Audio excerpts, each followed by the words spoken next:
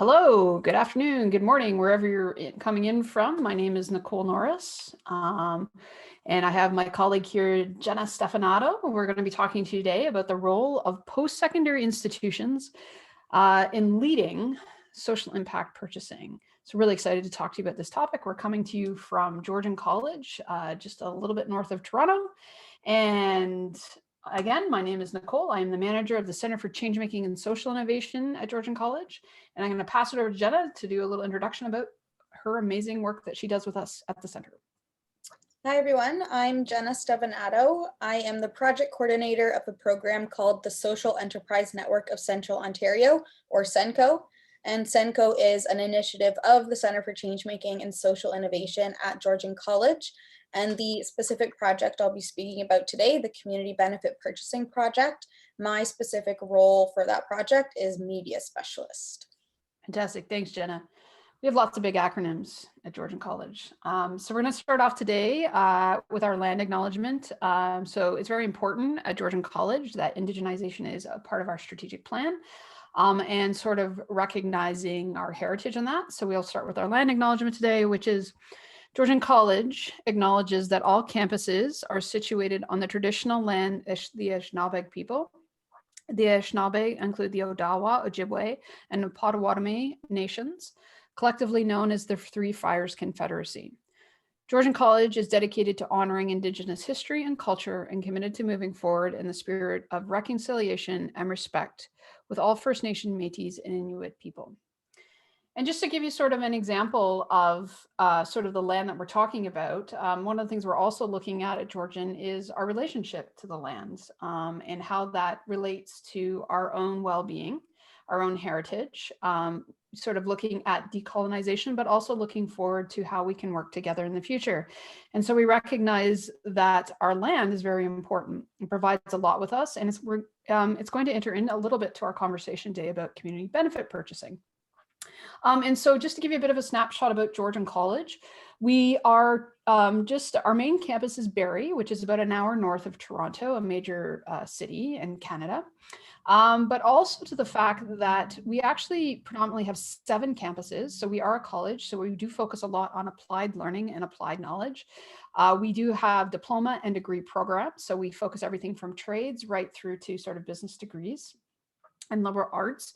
But as you can see here, we're quite spread out. The region that you're looking at is sort of rural and remote. It's non-urban.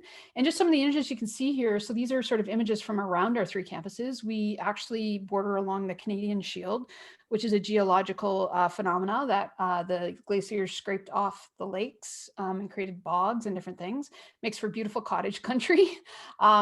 We also have a lot of agriculture in our area. So because of the rich basin of Lake Iroquois, which forms the Niagara Escarpment. So we have rich and fertile soil as well, and we have many lakes. And so you can see we are a bit of a 4 seasons affect us greatly. Everything from our winters to our springs to our summers. So we have very defined and distinct seasons, and it also defines our culture and our society, and many things to do with sense of economic development as well.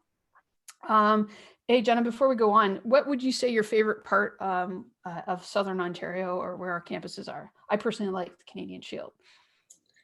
I might have to agree. I spent a lot of time growing up in Parry Sound, which is more the close to Muskoka area. And my grandpa and grandma lived basically right on the Canadian Shield. They built a beautiful house right on the rocks. So I have to agree with you. It's just stunning, like right on the Georgian Bay. Yeah, and so that's so just really acknowledging that is really important, because one of the amazing things about Georgian College is we are considered one of the only change-making colleges in Canada. We're the first and only, and what that means is that Ashoka Canada, or Ashoka, is an international organization that supports this idea of social entrepreneurship. So Ashoka Global has something called a fellowship program where they go around the world and they look to support and work with individuals who are solving tough social problems through social enterprise, social procurement, some of the things we're going to talk about today. The other thing is Ashoka is very interested in systems change and sort of inclusivity and moving the world into a more positive space. They recognized that several years ago that if they really wanted to move the needle on that systems change, that to sort of start to work with students before they were making career decisions. And so they started something called Ashoka U, and Ashoka U is now going strong. It's 40 institutions around the world, almost over 40. Georgian is the only college in this conversation. We join institutions, universities around the world that are committed to graduating students, supporting faculty and staff, and creating social purpose outcomes that benefit both people, planet, and profit. So very, very proud of that trajectory. And part of that leads to how innovation happens at Georgian College. So just to give you a little bit of an understanding, one of our strategic pillars is inspired innovation. And because we are a college, it is about applied learning, and we are very connected to our community. Community development is very, very important as a college in the college system. Which leads us to, we are one of 3 innovation centers at Georgian College. So the Center for Change Making and Social Innovation, which is spearheading this project we're going to talk a little bit about today, is one of these 3 centers. And as you can see here, this is just a little bit of a spectrum and how the 3 sort of centers work together. So we also have an entrepreneurship center where we're looking at entrepreneurship, business models, those sort of things. We work very closely with that center around the social enterprise model versus the traditional business model. We work closely with research and innovation, looking at more sort of the social aspects, types of research. And then you can see how it also aligns to some of our program academic sort of ontologies and mindset. So very proud to be part of one of the 3 centers doing amazing work. And because we are not necessarily embedded in curricular activity, we're much more co-curricular and community development. So part of the conversation we're going to talk to you about today is one of our initiatives out of the center called Senko. So Senko stands for the Social Enterprise Network of Central Ontario. It is one of the many initiatives that head out of the center. We have several others that work with actually high school and elementary schools with teaching sort of innovation skills and mindsets. But the one we're going to talk about today that we're particularly proud of is the Social Enterprise Network of Central Ontario.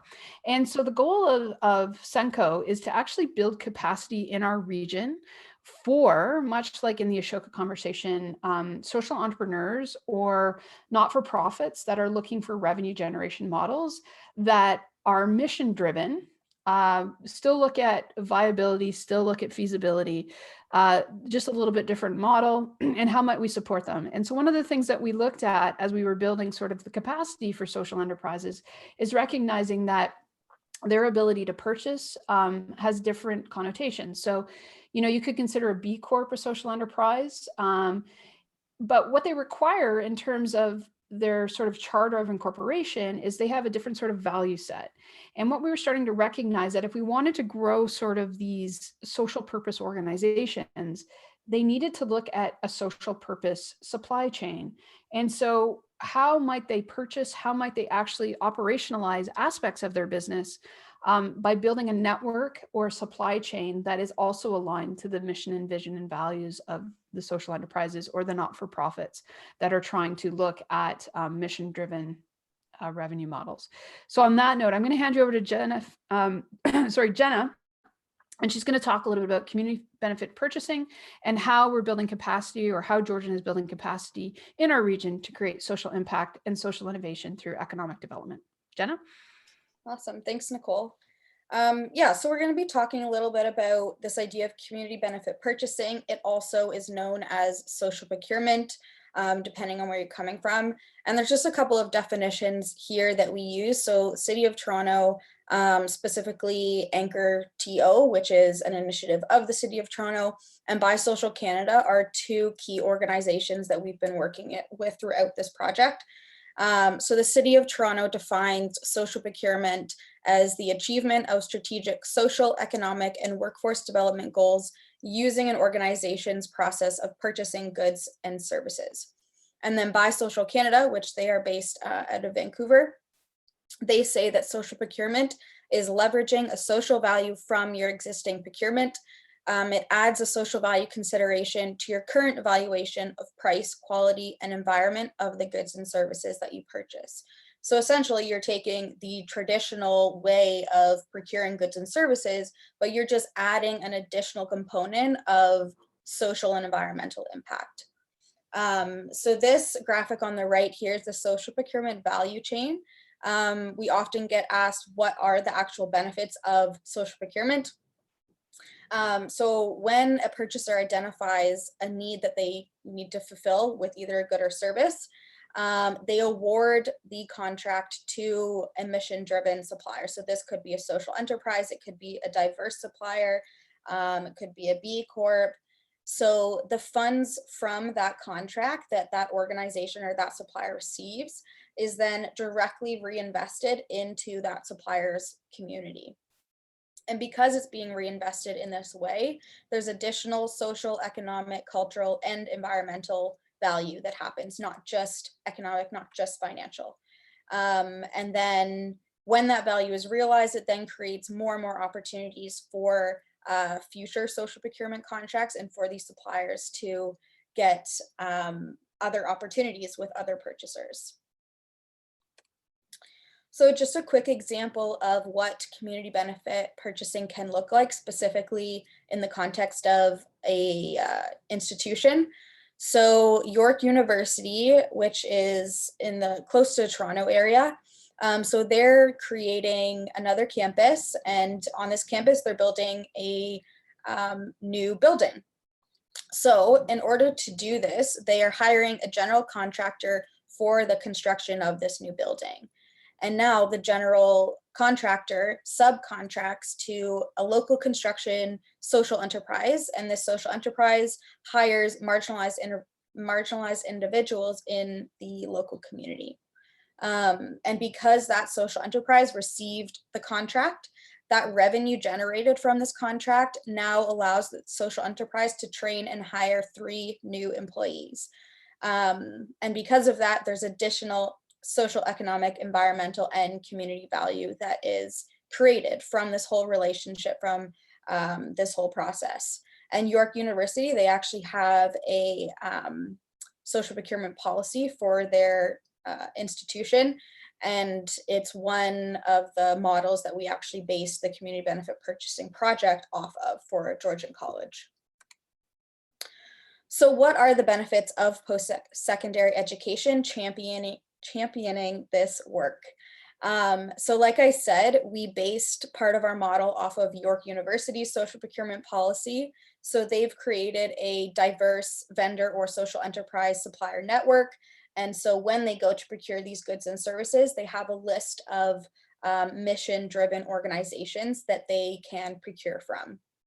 And then our project is also inspired by Florida International University. So they are also a Ashoka U Changemaker campus, and they have started this program called Startup Procurement Incubator. And the goal of this incubator is to connect local, small, and minority-owned businesses to procurement opportunities within their institution, and to build capacity of those businesses to secure and deliver on contracts from anchor institutions. So again, very similar goals to what we are trying to do with Georgian College, with the local businesses in our communities. So this project is in partnership with Ashoka Canada. So Nicole mentioned before about Ashoka, the Ashoka organization, and Ashoka campuses. So they're a main partner, and this project is funded by Ontario Trillium Foundation. And then we have a few organizations that we've been working very closely with. So By Social Canada, like I mentioned, they're in Vancouver. Sean Loney is an amazing social enterprise expert. He's created, I think, like 15 social enterprises to date, which is incredible. So he's been a really great expert on this project. And then Anchor TO, which is that initiative of the City of Toronto. So an overview of this project on the right there is just a screenshot of the press release. But really the goal of this project is to build on the success of a proven model, so specifically the one that Florida International University has done, over 24 months to create new training and employment opportunities for social enterprises in Central Ontario through community benefit purchasing. So we're hoping to enhance people's economic well-being, and this initiative specifically is helping people become and stay employed, and will have an impact on the lives of 415 people in the community. So that's what we're evaluating this project on, is that number. So 24 months, so we started March of 2020. We're at the 1 year mark now, and it'll wrap up March 2022. So this is an overview of the activities we've done to date, and then what we are preparing for in this year 2 of the project. So we started by doing a regional scan, just to gather information from the suppliers in our region, and asking them about what they wanted, what information and knowledge do they want around social procurement, around social enterprise. So we did that regional scan and built this project on what they wanted to get out of this project, essentially. So then the next step was compiling a database of social enterprise suppliers and regional buyers. So I'll chat more about this later, but we did a supplier questionnaire and a purchaser questionnaire, and we're still compiling all of that data, and that'll go on until basically the end of the project. It'll be an ongoing list that we're developing. So we did campus and community sessions on community benefit purchasing and social procurement, and then a session series with provincial and national social procurement experts, such as Sean Loney, By Social Canada, and Anchor TO.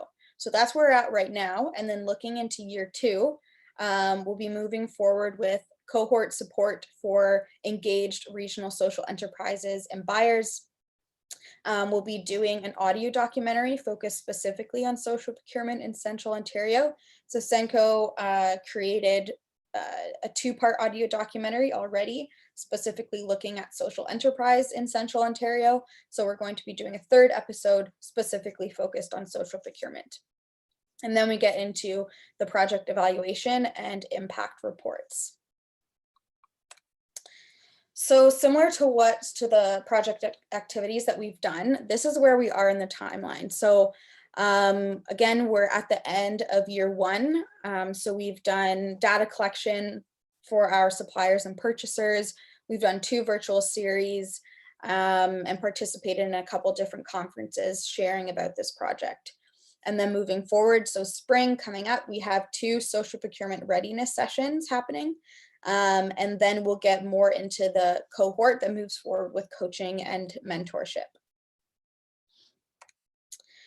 And I will pass it back over to Nicole now. Thanks, Jenna. That's great. So very exciting. We're really excited about this project. So what we're going to talk to you a little bit about now is sort of looking and breaking down each of the stages that Jenna was talking about. So if you're interested in replicating and duplicating this or examining this in your organization, you can take a look at some of the stages and how we have applied this strategy.